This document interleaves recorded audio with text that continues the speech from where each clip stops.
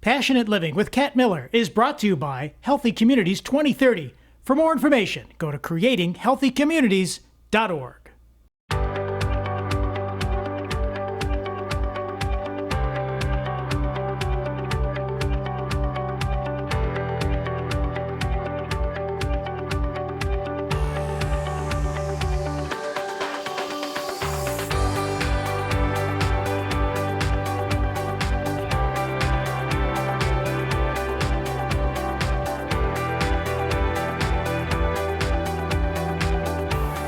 Welcome to this week's episode of Passionate Living. We have three wonderful stories that are going to inspire you today. The first is Michael McNeil, the former drummer of Three Dog Night, who started a nonprofit called Inner City Slickers, where he takes children from the inner city and helps them to turn their lives around. We're then going to meet Dr. David Hippensteel, who's going to show us how to get healthy at any age. And first, we're going to go and meet some amazing people in the community who made sure that a lot of underprivileged people had a Christmas this year. I love when people use their passions to make a difference in the world around them. And John, you're doing that today. What a gorgeous event that you do here every year.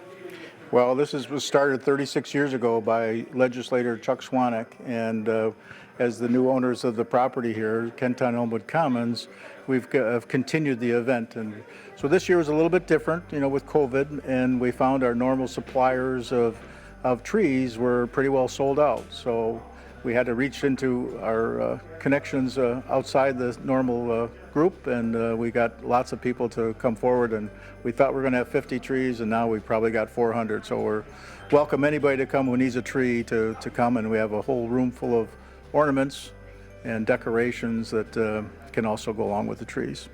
John, now you have this whole building that you've pulled together, you and your business partner, and you're using it to really make a difference in the whole community overall.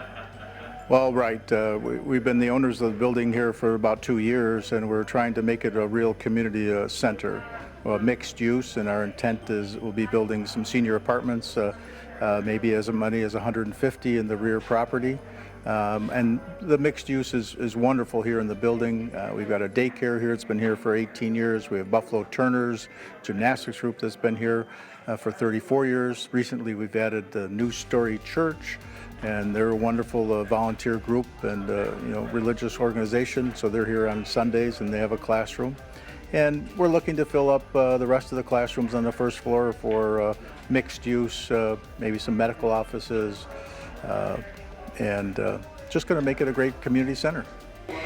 Dave Flynn is here with us today. And Dave, you're from Lowe's. You brought a bunch of these trees over to help families with their holiday season this year. Yeah, absolutely.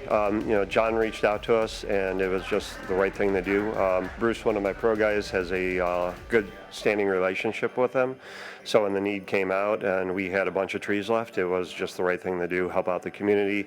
Fits in with Lowe's overall philosophy of giving back to the community, and just obviously it's a win-win for them. They kind of help a bunch of families out, and for us, it helps us get rid of these trees, and then the town, from my understanding, is going to come in and chip and shred any of them and recycle them, so they'll get put to good use one more time. So for everyone, it's just a great situation. So last night, I came by here to do some B-roll before we did the shoot today, and a young woman, one of my soul children, told me that she didn't have a tree for her little 3-year-old and she has a little apartment. She was struggling this year with everything that's going on, and she sent me pictures of her tree last night and said she's forever grateful, and she cried all night and can't thank us enough for giving her little boy a Christmas this year.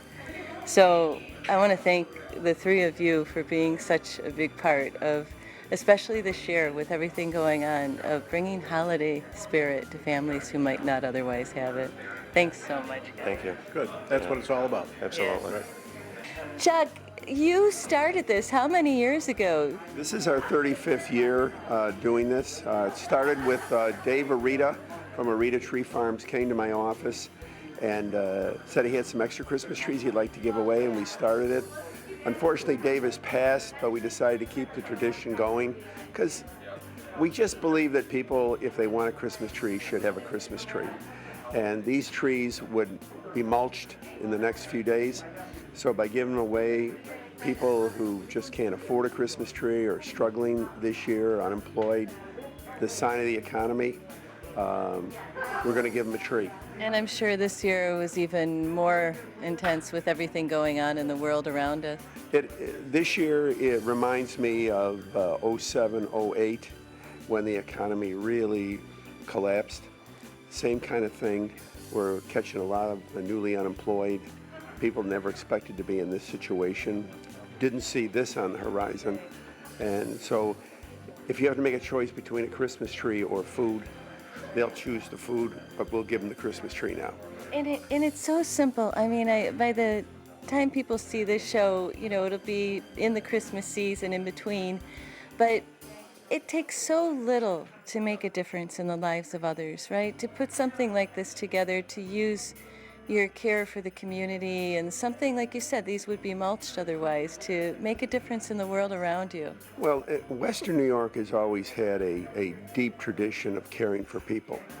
And so when you live in Western New York, you kind of know you got to help.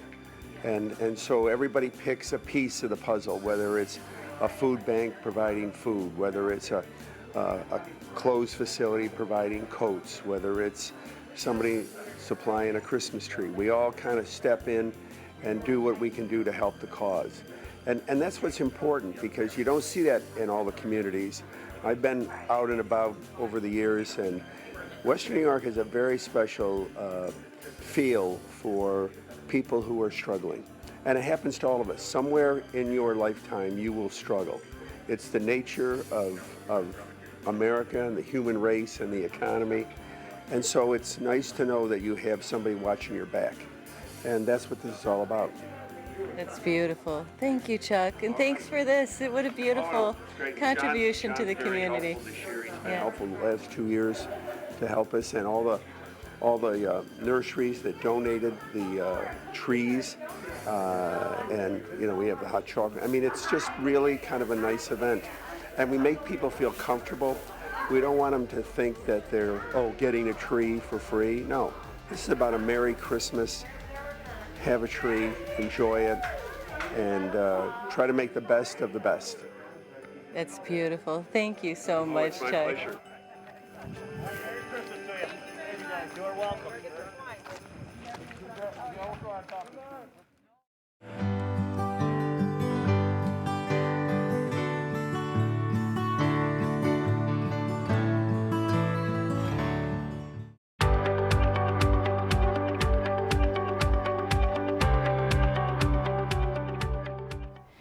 It's so Hello. great to have you on the show today, David. And you have a passion for health. I do. Is Yeah, just thank you. Unbelievable. And can you tell me a little bit? Now, you're a dentist. I in am a dentist. Tennessee. Yeah, I am a dentist, and I feel like health begins with a healthy smile. Right. But I'm super passionate about fitness and nutrition and those things that help our bodies stay healthy for the long term. Right. Yeah. So. Now you have an amazing story. You yes. started doing CrossFitness at what I point in did. your life? So almost 10 years ago now, so about 8 Right. years. I've been to the CrossFit Games 8 years in the Masters division, 8 years in a row. And it just started out as like, I've always wanted to be fit. Right. So it started in high school and college. I did football and track in high school. I did decathlon in college. Right. And when I went to dental school, I kind of lost that fitness for a little bit, but got out of dental school, got right into triathlons. And so I did triathlons off and on for 20 years. And then I discovered dirt biking. So I dirt bike, racing dirt bikes for when I turned 40 for 5 years. Used to do that in high school, yeah. Yeah. And it's just like anything, because I always heard that like Right. motocrossers were like second to the ultimate fittest people on earth, next to the soccer players. And so there was a study didn't back in know the that. 90s. Yeah, Wow. I just remembered that. So it's like, I wanted to try that. Plus I love dirt biking. I love the Right. intensity of dirt biking. It's a real passion of mine. But then my daughter introduced me to CrossFit, and I've always loved gymnastics. Never had an opportunity to do it, and I always loved weightlifting. I was strong for my size and my my age even, and I kind of kept that strength over the years, and I just always loved it. And so when I discovered CrossFit, I was like, it just released something in me that was just like longing for this. I tell people it gave me a second wind in life at my age. Wow. Because, now, do you mind if I ask yeah, how old you are? So I'm 64 years old. Wow. 64 years old. That's amazing. So I would never, ever have guessed that. Yeah. Yeah. And I really didn't start out in this journey to be, to be that inspiration for people to stay healthy. Right. But it's just kind of evolved that way, and people look to me, and it's like, and so I really want to honor that, and I want to help people continue to be as healthy as they possibly can be, to learn the secrets, Right. to learn the lifestyle that it takes to not just be healthy now, but be healthy for a long time into your later years. Now, if Yeah. somebody hasn't worked out in a while, Yes. and yes. say they're in their 50s or 60s, Which is or most of they're- the population, right? Right. Yeah, yeah. What would you tell them to start with, just to get them on the path again? Because a lot of people, especially now, have been home a lot more, Yeah, and they haven't right, necessarily yeah. been, they don't go to the gym, they're not working out. Yeah. What would you suggest? If they can, I mean, and the key is community. Like one of the things with CrossFit is we have a community. You almost Right. become a tribe, and so you have that accountability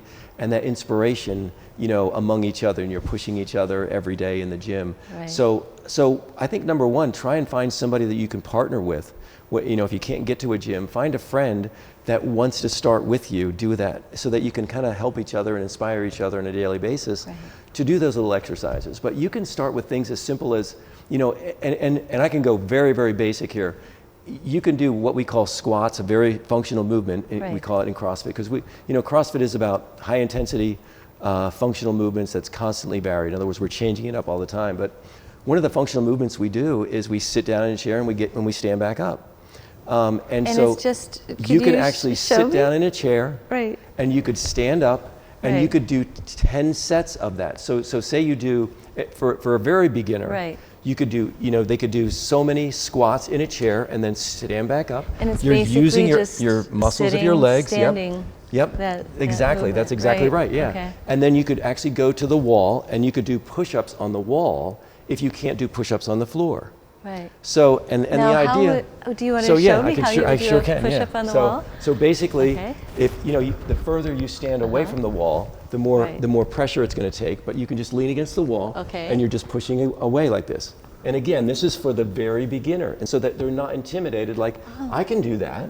Yeah, you know? that's You so know? much easier It than is. a push-up. It Yeah, is. you're just pushing off the wall. But here's the key, and then you could actually, if you're at home and you have Right. a carpet, you can just lay down on the floor, put a head on your pillow if you want to.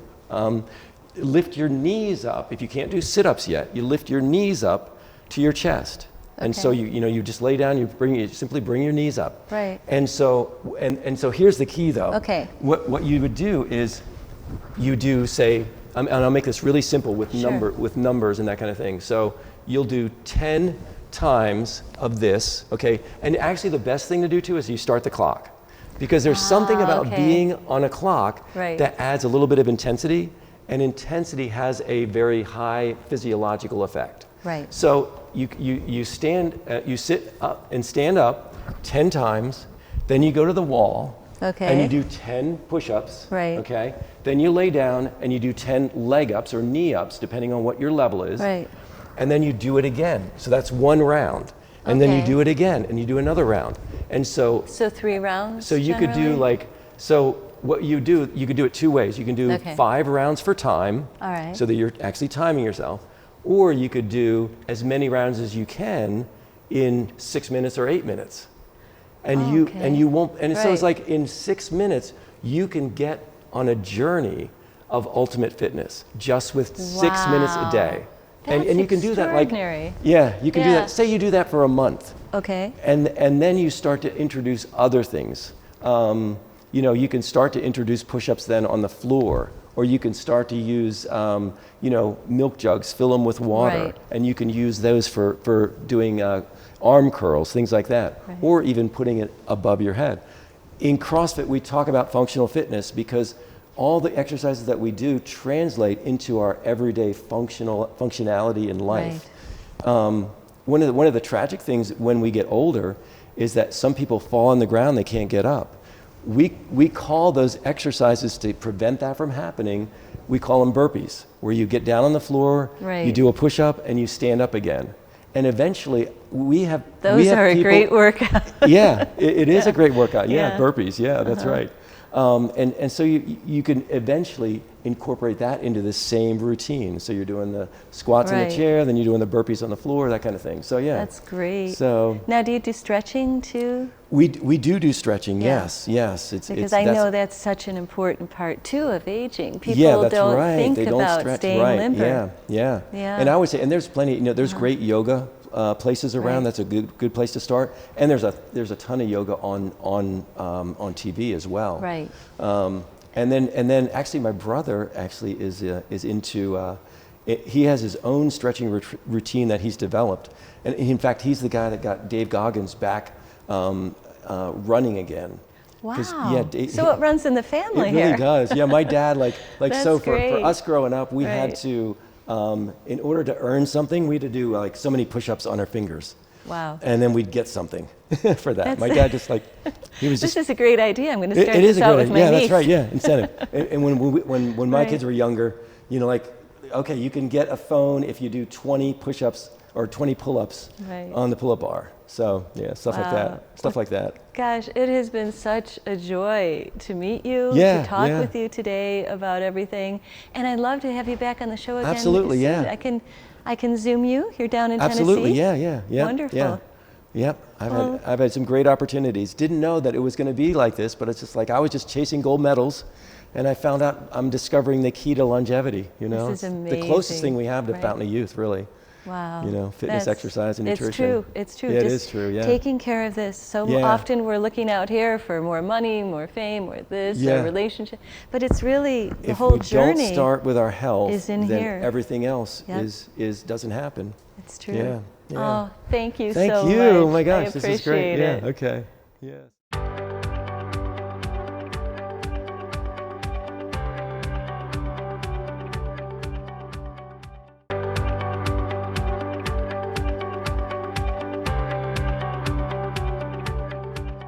Welcome to this episode of Passionate Living. Passion is a powerful stimulus. It oftentimes transforms ordinary lives into extraordinary lives. And we're going to meet one such man today, Michael McNeil, whose passion after seeing the LA riots and wanted to help his community, started a wonderful ranch called Inner City Slickers. Inner City Slickers brings children from the inner cities and gives them the opportunity to work with cowboys and horses and learn wonderful, wonderful techniques that help to transform their lives. And here comes our first batch of Inner City Slickers for the day. All right, come on everybody, over to the cement corral. How you doing? What's your name? Logie, I'm Michael, nice to meet you. What's your name? Hey Michael, how'd you end up doing all this? How did this get started? Well, in 1992 when the riots broke out, I was watching LA burn from my office in Sunset. And I was watching the news coverage and I was very upset about the way they handled it and how undimensional it was. It was just like cardboard people burning their city. Then I just came up with the Awareness Foundation and started developing programs. There you go.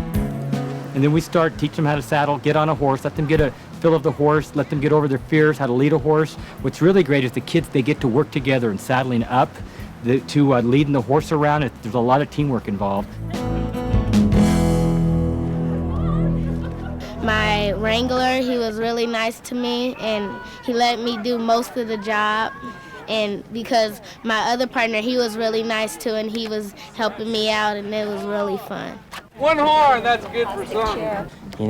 It starts with the fear factor and then it's almost like the core. They break them down, they put them all even, they start them back up again. And as the days go by, you see these kids develop their own personalities. Some are better ropers, some are better riders. But it's all the horses that do it.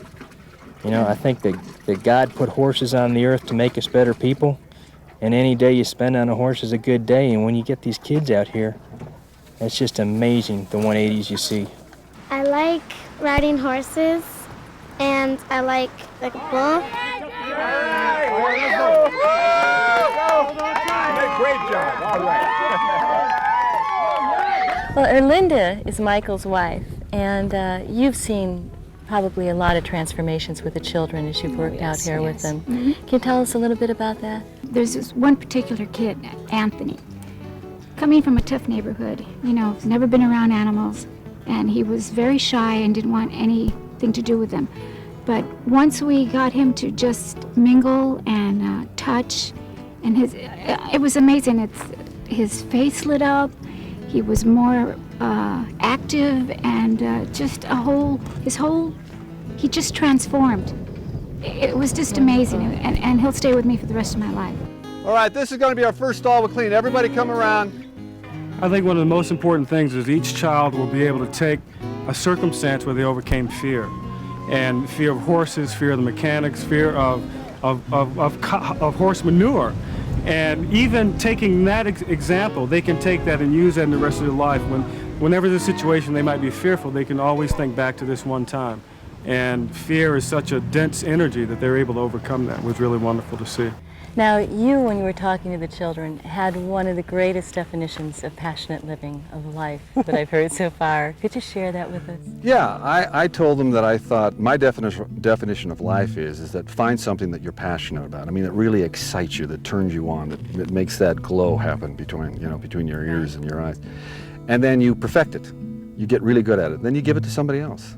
And then they'll get excited. I mean, that's what our wranglers are doing here. They love horses, and so they're giving them to the children. All right, we got one special rider. Let's bring up Catherine. Come on, Catherine. All right. Well, the guys convinced me that this was a great way to end the day.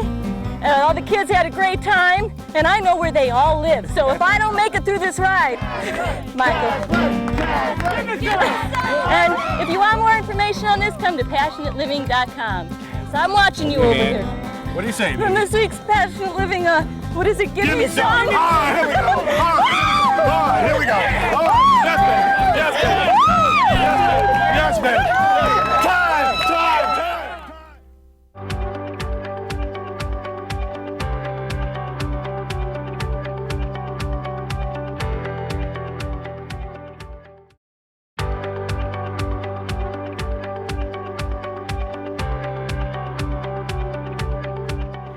It's so sweet during the holiday season that people take time to give gifts and care for each other and visit family. But I think the greatest gifts are when people give back to their communities, when they work behind the scenes anonymously to do something to give the gift of love, which is really what the holidays are all about. And I want to inspire everybody watching this week to just do something random. If the neighbor next door has a number of children and she's tired and worn out and single parenting, maybe bring over a meal for them for an evening that she doesn't have to cook, or an elderly person in your neighborhood who might be lonely, to take a few extra moments to talk with them on the phone in a safe way now, or to do something to just lift somebody around you this holiday season, and that will make all the difference for someone who might be lonely this year or really struggling. So happy holidays to each and every one of you watching.